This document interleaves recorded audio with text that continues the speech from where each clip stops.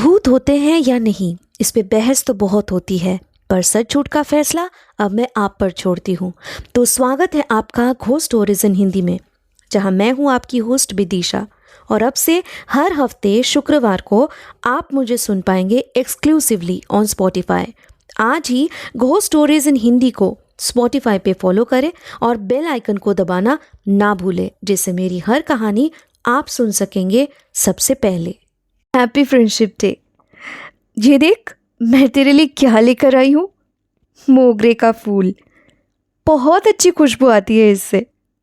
मेरे बालकनी में मैंने इसके पौधे लगाए थे। ये मेरे लिए बहुत खास पौधा है, क्योंकि इसे मैंने अपने दोस्ती होने के दिन ही लगवाया था। आज हमारे दोस्ती को पूरा 1 महीना हो गया है। वक्त भी कितनी जल्दी बीत जाता है ना। मालिनी ने शोभा के हाथों से उन फूलों को लेकर उसे सूंघते हुए कहा, ये मेरे अब तक के पाए गए सबसे बेहतरीन उपहारों में से एक है। इसकी महक मेरे रूह को सदियों बाद सुकून महसूस करा रहा है। शोभा खिलखिलाकर हंसती हुई बोली, तू तो फिलोसोफर जैसे बातें करने लगी है। अच्छा सुन, मुझे कल किसी काम से महेश के साथ बाहर जाना है। अगर आने में देरी हुई तो हो सकता है कल मैं तुझसे नहीं मिल पाऊँ।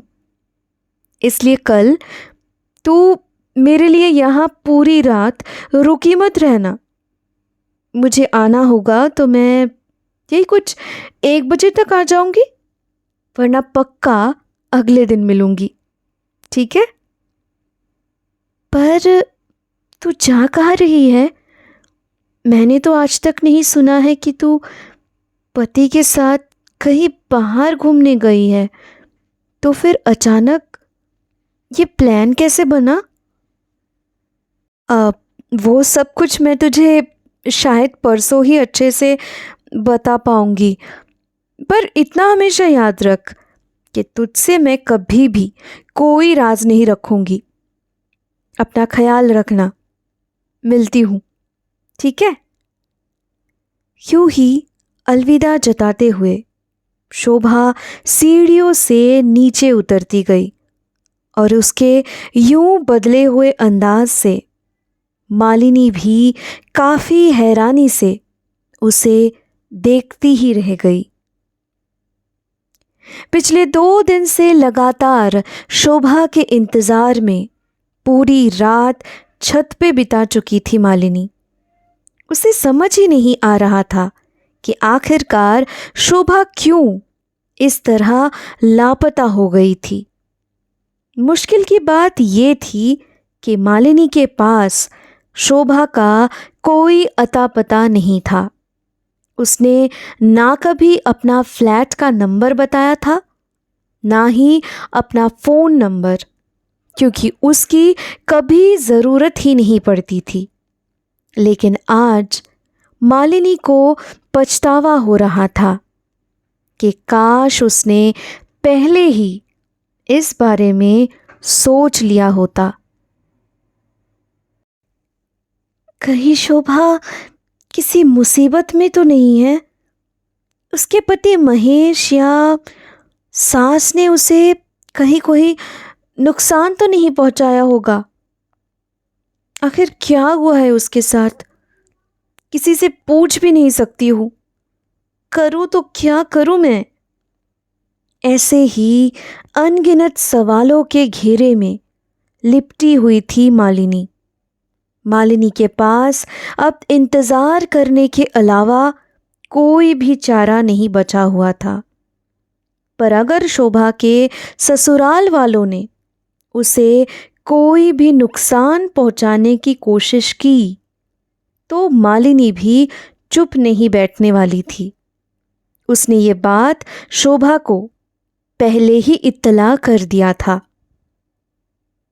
आखिरकार 5 दिनों के बाद शोभा हड़बड़ाती हुई मालिनी से मिलने छत पे आई हुई थी। लेकिन ताज्जुब की बात ये थी कि मालिनी को कई बार बुलाने और ढूंढने पर भी वो कहीं पे भी नजर नहीं आ रही थी। तंग आकर पीछे मुड़ती हुई वहां से जाने के लिए शोभा कदम बढ़ा चुकी थी। ठीक तभी उसके कंधे पर किसी के छुअन ने उसे रोक दिया। शोभा के मुंह से तुरंत एक शब्द निकला, मालिनी। गुस्से से आंख बबूला होकर मालिनी ने जवाब में कहा, वाह, पहचान गई मुझे, मेरे भाग ही खुल गए। उसे मनाते हुए शोभा बोली, अले मेरी प्यारी बहना, तू नाराज क्यों हो रही है? अच्छा, आई एम सॉरी, पर मेरी मजबूरी भी तो सुन ले। तुझसे बिन बोले मुझे भी चैन नहीं मिलता है। अगर ऐसी बात है तो मुझसे इतने दिनों तक फासला क्यों बनाए रखी थी? अरे यार, वही बताने आई हूँ रे। तुझे मैं आज शुक्रिया अदा करने भी आई हूँ। और सिर्फ मैं ही नहीं, तुझसे कोई और भी अब मिलना चाहते हैं। गेस कर कौन? बता बता।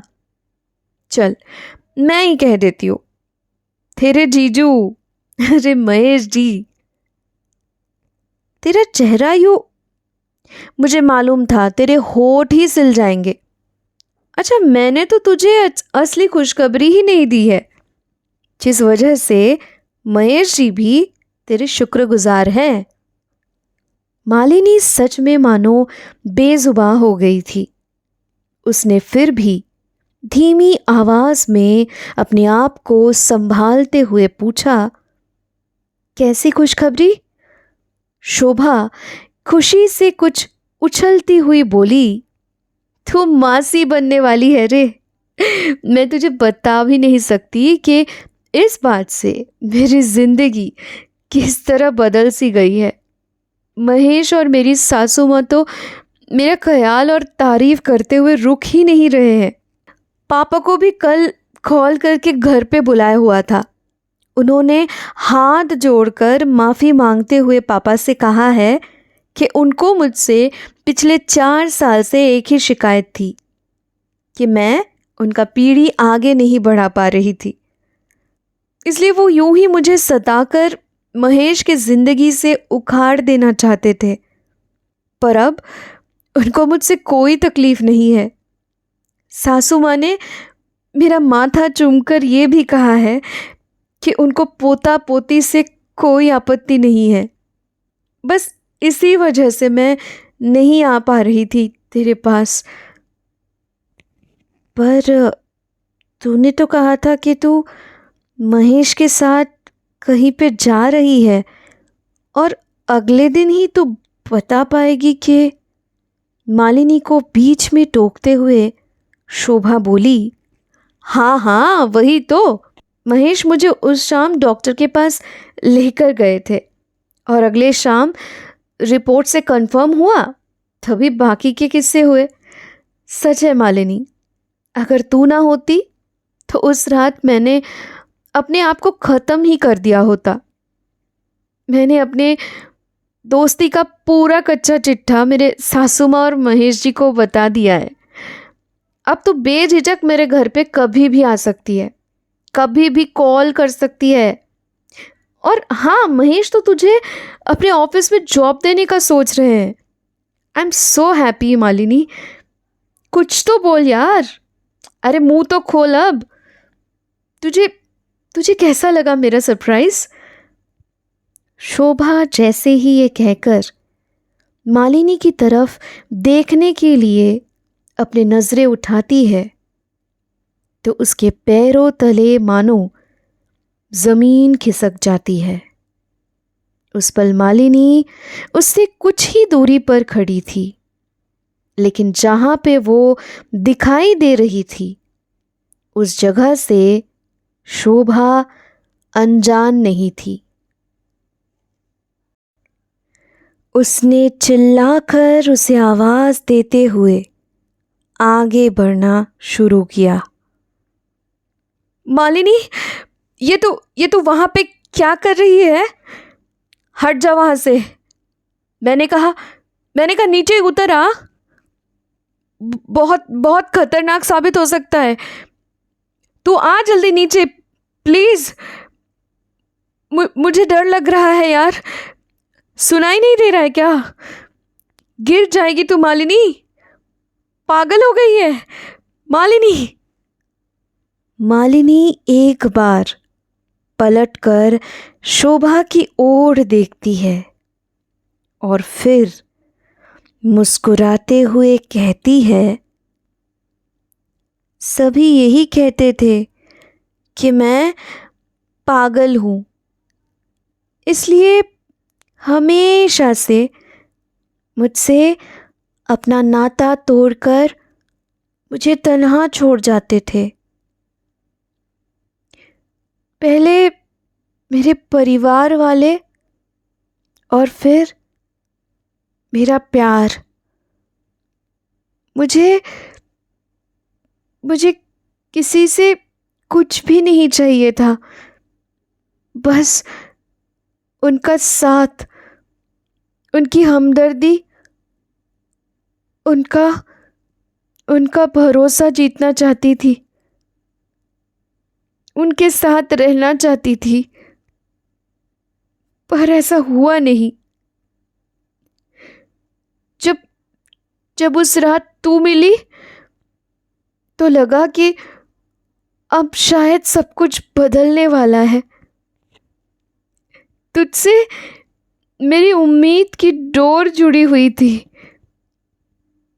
पर अब तूने भी मेरा साथ छोड़ने का फैसला कर लिया है।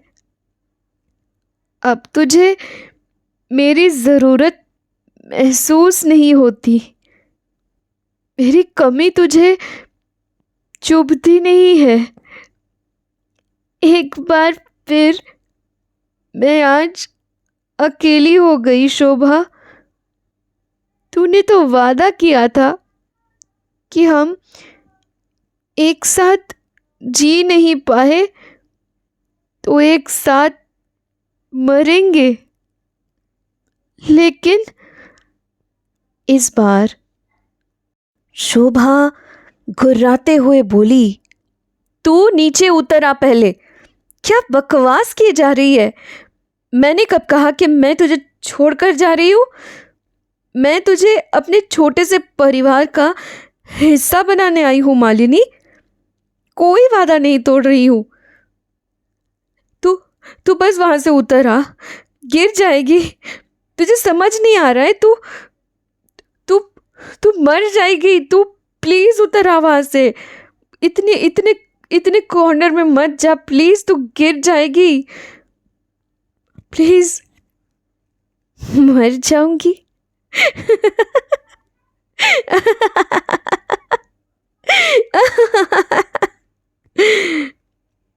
मैं तो 10 साल पहले ही यहां से कूदकर अपनी जान गंवा चुकी हूं। बस मेरी रूह इस जगह को अपना चुकी है और यहाँ मैं इंतज़ार किया करती हूँ ताकि कोई मुझे साथ देने आ जाए। ऐसे क्या देख रही है? यकीन नहीं हो रहा है? ठीक है, तो फिर ये देख। शोभा के पलक झपकते ही मालिनी छत से नीचे की तरफ छलांग लगा देती है। दौड़ती हुई छत से बिल्डिंग के नीचे की तरफ झांकने के लिए शोभा आगे बढ़ती है। वो शायद मदद के लिए महेश को कॉल भी करने का सोच रही थी कि तभी उसके कंधे पर वही पहचानी सी छुअन महसूस होती है उसे। शोभा की होठों से एक ही लफ्ज़ तब निकल आता है, Malini, Malini, Malini. Ghost stories in Hindi को स्पॉटिफाई पे फॉलो करते वक्त बेल आइकन को दबाना ना भूलें, जिससे मेरी हर कहानी आप सुन सकेंगे सबसे पहले। अब से हफ्ते के हर शुक्रवार को मैं आपके लिए लाऊंगी ऐसी कहानियां जो आपके डर के परिभाषा को बदल के रख देगी।